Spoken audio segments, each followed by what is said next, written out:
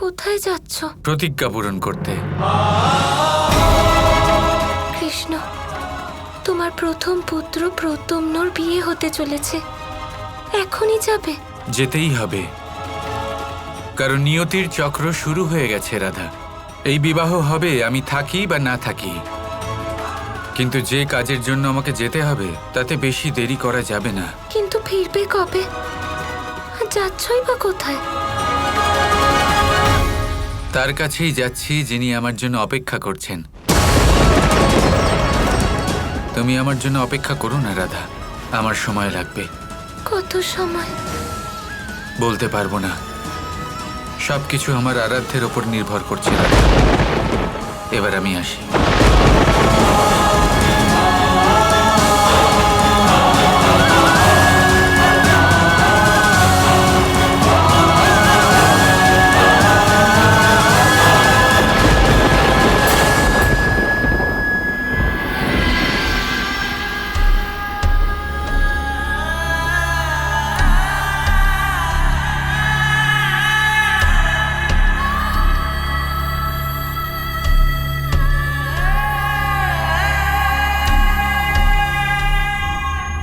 আরাধ্য আবির্ভূত হন, বোন গৌরী আবির্ভূত হন।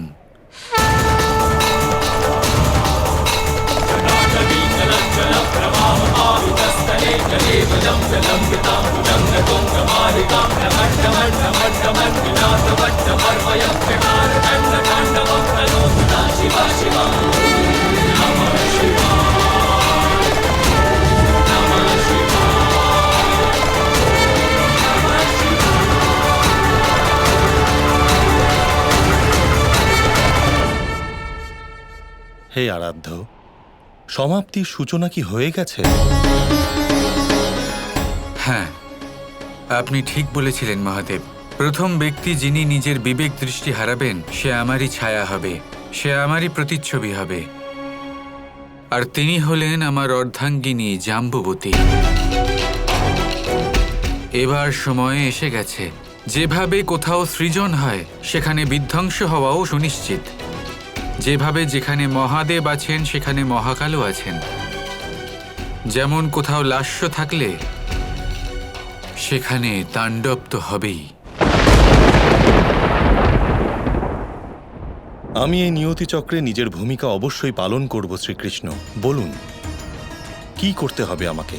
এবার কি করতে হবে এটা আপনার থেকে ভালো আর কে জানতে পারেন মহাদেব।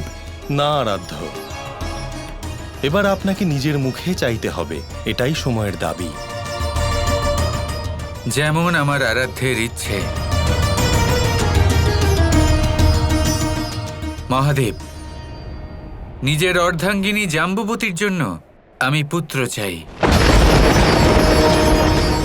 এমন এক পুত্র যে আমারই মতন হবে। আর কি কোনো বিকল্প নেই?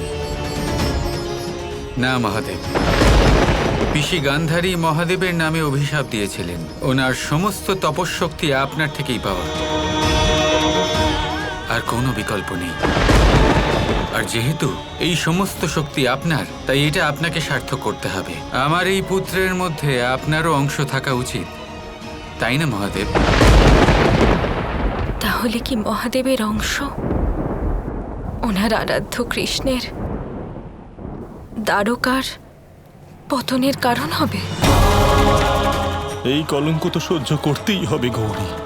যখন কোনো ভক্ত নিজের আরাধ্যের শক্তির সাহায্যে অভিশাপ বা বরদান করেন, তখন আরাধ্য তার সাথে জুড়ে যান। আর ভক্তির প্রকৃত শক্তি হলো এটাই যে সমস্ত ব্রহ্মাণ্ডের নিয়তির রচয়িতা নারায়ণ এবং মহাদেবের নিয়তিও সেই শক্তি সুনিশ্চিত করে।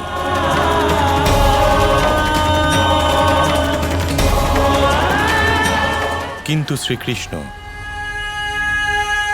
যে শক্তি আপনি চাইছেন সেই শক্তিও আপনি সহজে প্রাপ্ত করবেন না। তার জন্য স্বয়ং শ্রীকৃষ্ণকেও তপস্যা করতে হবে, ভয়ঙ্কর রুদ্র তপস্যা করতে হবে। অবশ্যই, যেমন আমার আরাধ্যের ইচ্ছে।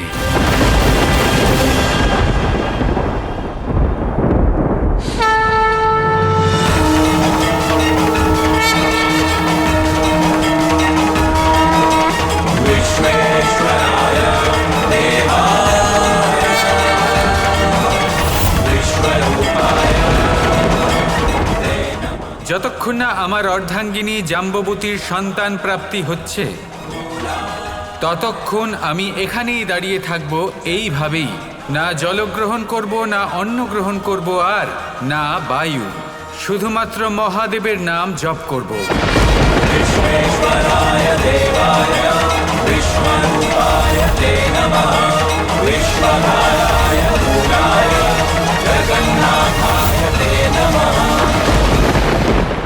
এটা অসম্ভব। বাবার অনুপস্থিতিতে আমি বিবাহ কি করে করব? প্রত্যম্ন, ও জাম্ববতীকে দেওয়া কথা পূর্ণ করতে গেছে, তাতে সময় লাগবে। তাই এই আচার বন্ধ করো না। ও যেখানেই থাকুক তোমার বিয়ের কথা শুনে প্রসন্ন হবে। হ্যাঁ প্রদ্যুম্ন, কানাই কিছু ভেবেচিন্তেই গেছে, তাই তোমার নিজের বাবার উপর আস্থা রাখা উচিত। এই বিয়েতে দেরি করা উচিত না। দেখো, ব্যাপারটা শুধু তোমার আবেগের নয়, এখানে এটা রুকমাবতীর মানেরও প্রশ্ন। ভেবে দেখো, যদি এই বিয়েতে দেরি হয় তাহলে রুকমাবতীর মনে কত আঘাত লাগবে। তোমায় ওর মান রাখতেই হবে। হ্যাঁ পুত্র, বলরাম দাদা ঠিক বলেছেন।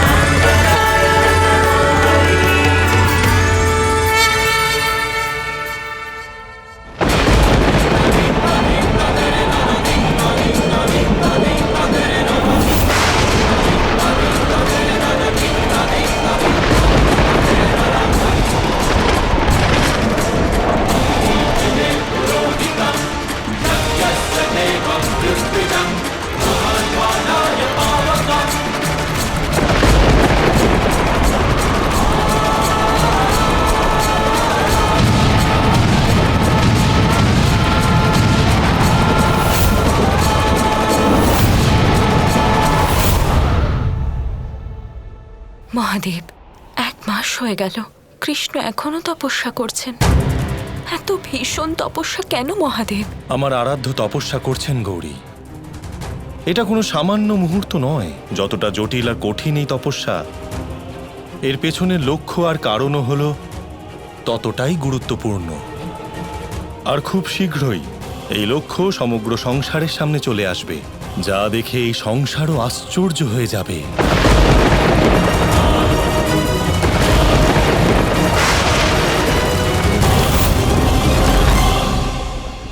রাধা, শ্রীকৃষ্ণ এখনো আসেননি। উনি কখন ফিরবেন? কৃষ্ণ প্রতীক্ষা কোনো পরীক্ষার থেকে কম নয়। ও তখনই ফিরবে যখন ওর উদ্দেশ্য পূরণ হবে।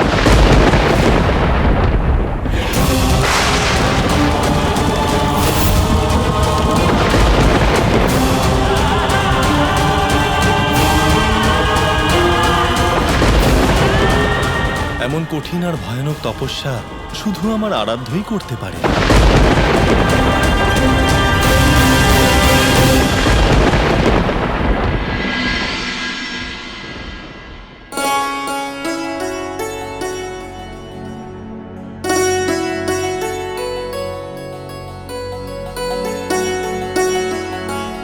এই প্রেমের মুহূর্তগুলো তুমি হারালে কৃষ্ণ। মহাভারতের যুদ্ধ তো 18 দিনে সমাপ্ত করে দিয়েছিলে, তাহলে এই যুদ্ধে এত সময় কেন লাগছে? কবে আসবে তুমি? কৃষ্ণ কৃষ্ণ কৃষ্ণ কৃষ্ণ